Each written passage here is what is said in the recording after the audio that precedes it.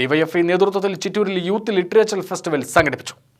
ചിറ്റൂർ തത്തമംഗലം നഗരസഭാ vice chairman M Shivakumar ഉദ്ഘാടനം ചെയ്ത പരിപാടിയിൽ ബ്ലോക്ക് സെക്രട്ടറി പി ദിനനാഥ് സ്വാഗത പ്രസംഗം നടത്തി.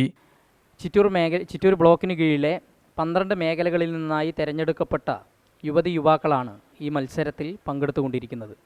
ഇതിൽ ഏകദേശം എല്ലാ മേഖലകളിൽ നിന്നും 4 പേരിലടുത്ത് മത്സരിക്കുന്നുണ്ട്. ഇവിടെ നിന്ന് വിജയിച്ച വിജയികൾ വരുന്ന ജനുവരി മാസം 5-ാം തീയതി വിക്ടോറിയ കോളേജിൽ വെച്ച് സംഘടിപ്പിക്കുന്ന യുവതാര യൂത്ത് ലിറ്ററേച്ചർ ഫെസ്റ്റിൻ്റെ ജില്ലാതല മത്സരത്തിൽ പങ്കെടുക്കാൻ വേണ്ടി പോവുകയാണ്.